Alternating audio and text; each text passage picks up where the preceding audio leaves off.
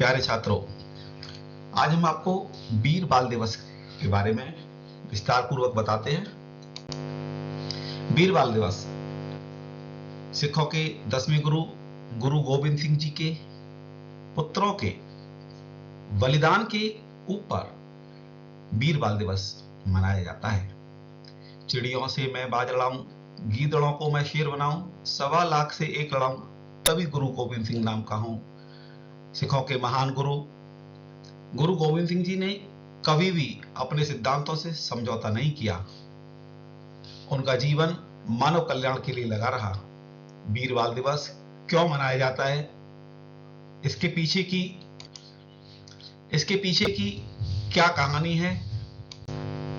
गुरु गोविंद सिंह जी का जन्म 9वें सिख गुरु तेग बहादुर जी और माता गुजरी के घर पटना में 22 दिसंबर 1666 को हुआ था। जब वे पैदा हुए थे उस समय उनके पिता असम में धर्म उपदेश को गए थे।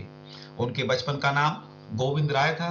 पटना में जिस घर में उनका जन्म हुआ था उसमें उन्होंने अपने जीवन के पहले 4 वर्ष बिताए थे। वहीं पर अब तखत श्री पटना साहिब स्थित है। 1670 में उनका परिवार पंजाब आ गया। मार्च 1672 में उनका परिवार हिमालय के शिवालिक पहाड़ियों में स्थित चक नानकी नामक स्थान पर आ गया। यहीं पर इनकी शिक्षा आरंभ हुई। उन्होंने फारसी संस्कृत की शिक्षा ली और एक योद्धा के बनने के लिए सैन्य कौशल सीखा। चक नानकी में ही आजकल आनंदपुर साहिब स्थित है। इस्लाम स्वीकार न करने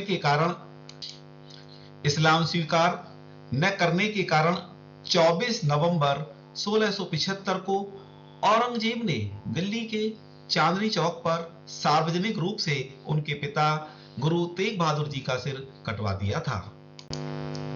इसके पश्चात बैसाखी के दिन 29 मार्च 1676 को गुरु गोविंद सिंह सिखों के 10वें गुरु बने। 10वें गुरु बनने के बाद भी गुरु गोविंद सिंह जी ने अपनी शिक्षा जारी रखी। शिक्षा के अंतर्गत लिखना, पढ़ना, घुड़सवारी, धनुष चलाना इत्यादि सभी सम्मिलित था। गुरु गोविंद सिंह जी के 4 पुत्र थे।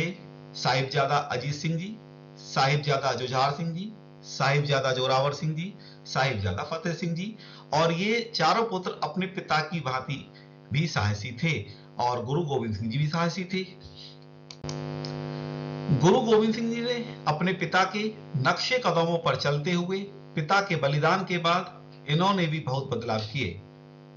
उस समय मुगलों का अत्याचार चल रहा था। वे बेबस और मासूमों पर बहुत ज्यादा क्रूरता के साथ उनकी हत्याएं कर रहे थे। औरंगजेब, नवाब वजीर खान सभी सिखों को इस्लाम में परिवर्तित करने के नाम पर मार रहे थे। तो धर्म परिवर्तन का इन्होंने हमेशा विरोध किया गुरु गोविंद सिंह जी ने।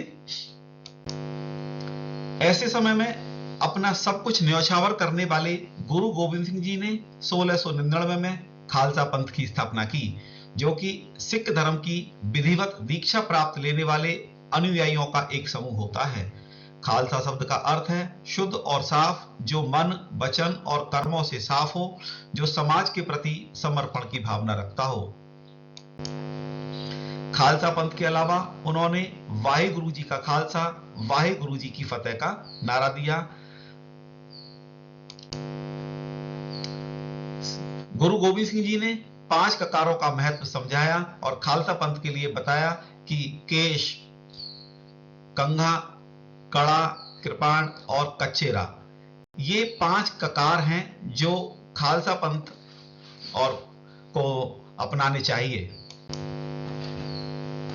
संघर्ष की शुरुआत आनंदपुर साहिब किले से होती है। यह वह समय था जब गुरु गोविंद सिंह जी और मुगल सेना के बीच कई महीनों तक युद्ध चल रहा था। गुरु जी में गजब का साहस था। वे हार मानने के तैयार ही नहीं थे। उनके हौसले को देखकर औरंगजेब भी सदमे में था। अंत में गुरु जी को हराने के लिए औरंगजेब ने कूटनीति का सहारा लिया। इसलिए उसने गुरु जी को एक पत्र लिखा मैं कुरान की कसम खाता हूं, अगर आप आनंदपुर के किले को खाली करते हैं तो मैं आपको बिना किसी बाधा के यहां से जाने दूंगा। गुरुजी को कुछ अंदेशा था कि औरंगजेब अपनी बात से कभी पलट सकता है, फिर भी वह किला छोड़ने के लिए सहमत हो गए। गुरुजी का अंदेशा सही था। जल्द ही मुगल सेना ने गुरुजी और उनकी सेना पर हमला कर दिया। सरसा नदी के किनारे एक लंबी लड़ाई हुई और गुरुजी का परिवार बिछड़ गया। बड़े साहिबजादे गुरुजी के साथ सरसा नदी पार कर चमकौर साहिबगढ़ी पहुंचे। वहीं दो छोटे साहिबजादे जोरावर सिंह और साहिबजादे फतेह सिंह अपनी दादी गुजरी देवी के साथ रवाना हुए। जंगल में तमाम मुश्किलों को पार करते हुए छोटे साहिबजादे अपनी दादी के साथ एक गुफा में रहे। गंगू, जो एक ब्राह्मण था और लंगर का सेवक था और उसे इस बात की जानकारी मिली, वह सभी को अपने घर ले आया। पैसे के लालच में गंगू ने गुरुजी को धोखा दिया। पहले गंगू ने माता की असरफियां चुराई और फिर कोतवाल को बताया माताजी और साहिबजादी उनके साथ रह रहे हैं। नतीजा यह हुआ कि कोतवाल ने साहिबजादों और माताजी को कैद कर लिया। अगली सुबह उन्हें सरहिंद पुलिस थाने ले जाया गया। सरहिंद में साहिबजादों और माताजी को अत्यंत ठंडी जगह पर रखा गया था, लेकिन वे डटे रहे और सिर नहीं झुकाया। अगले दिन नवाब वजीर खान ने साहिबजादों को लुभाने की कोशिश की और उन्हें अपना धर्म बदलने के लिए कहा, लेकिन उन्होंने मना कर दिया और कहा कि वे अपने धर्म से प्यार करते हैं। जवाब सुनकर नवाब आग बबूला हो गया और कहा कि उन्हें सजा मिलेगी। मौके पर मौजूद काजी ने फतवा जारी किया।